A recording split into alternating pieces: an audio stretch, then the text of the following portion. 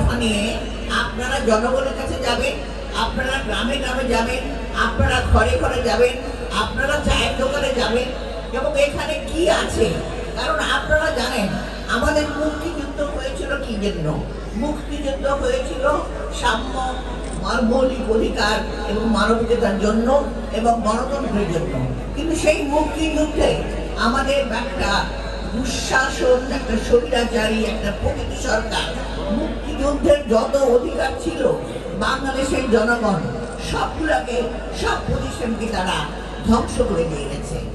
সেইখানে আমরা সেই লক্ষ্যে দীর্ঘদিন বিএনপি আন্দোলন সংগ্রাম করেছে, বিএনপির সঙ্গে অন্যান্য রাজনৈতিক দলও করেছে। আপনারা জানেন যুগপৎ আন্দোলনের মধ্য দিয়ে আমরা দীর্ঘ 17 বছর আন্দোলন করেছি। এই 17 বছরে আমাদের অনেক নেতা কর্মী খুন হয়েছে এবং এই 17 বছরে অনেকে, আপনারা এখানে অনেকে আছেন যারা আপনারা কারা নির্যাতিত, আদালতের দরজায় দরজায় আপনারা ঘুরেছেন।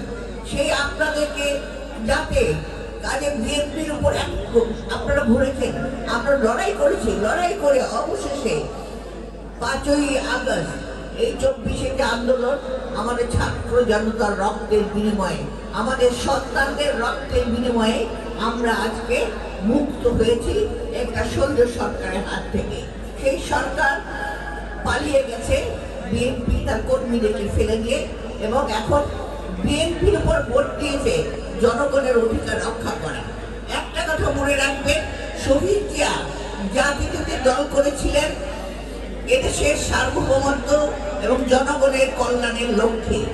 যে যার প্রমাণ বিএনপি দিয়ে গেছে এই এতটা বছর, এবং সেই জন্যই এই 15-17 বছর যে নির্যাতন হয়েছে, যে নিপীড়ন হয়েছে, বিএনপি কেউ কিন্তু তার দল ছেড়ে পালায় দেয় কিংবা কেউ কোথাও যায় নাই। বিএনপিকে চেষ্টা করা হয়েছে ভাঙার জন্য, কিন্তু তারা ভাঙে নাই। তাই আমাদের 19 দফা থেকে শহীদ প্রেসিডেন্ট জিয়া দিয়েছিলেন, সেটা ছিল সবচেয়ে সংস্কার, বড় সংস্কার, যে সংস্কারের উপরে আজও বাংলাদেশ দাঁড়িয়ে। যেখানে শহীদ প্রেসিডেন্ট জিয়াউর রহমান বলেছিল একটা দেশের মৌলিক যদি মানবতার অধিকার, মৌলিক অধিকার, জনগণের অধিকার, কথা বলার অধিকার, অর্থনৈতিক অধিকার যদি ফিরিয়ে দিতে হয়, তাহলে আমার এই 19 দফার মাধ্যমে যে কর্মসূচি দিলাম, এই কর্মসূচির মধ্য দিয়ে তিনি এক একটা সেক্টরে আপনার মহিলা, নারী, যুব, ছাত্র, শ্রমিক সবার জন্য, কৃষি সবকিছুর জন্য তিনি 19 দফার মধ্যে একটা সেক্টরে বিভিন্ন কর্মসূচি দিয়েছেন, যার মাধ্যমে আজ পর্যন্ত কোন সরকার এই 19 দফার বাইরে যেতে পারে নাই। এবং সত্যিকার অর্থে আমরা শহীদ প্রেসিডেন্ট জিয়াউর রহমানের মতো এত বড় রাষ্ট্র সংস্কারক আর আমরা দেখি নাই। তারই উত্তরাধিকার বেগম খালেদা জিয়া, যিনি এই দেশকে উন্নয়নের দিকে নিয়ে গেছিলেন, তিনি দিয়েছিলেন 20-30 ভিশন, যার মধ্য দিয়ে তিনি বলেছিলেন কিভাবে আমরা দেশকে আরো সুন্দর করে সাজাতে পারি।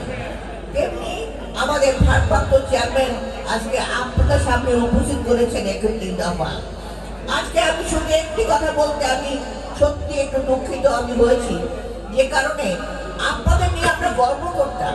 কারণ বিএনপির মতো এত বড় একটা দল, যারা এত দিন অত্যাচার, নিপীড়ন, কারাগারে খুন হয়েও যাদেরকে কেউ টলাতে পারে নাই, আজকে আমরা কেন এত অল্পতে আমরা অধৈর্য হব? আমরা কেন? আজকে সংস্কার করতে হলে আমার নিজেকে করতে হবে, সংস্কার করতে হলে দলের প্রত্যেকটা কর্মীকে করতে হবে।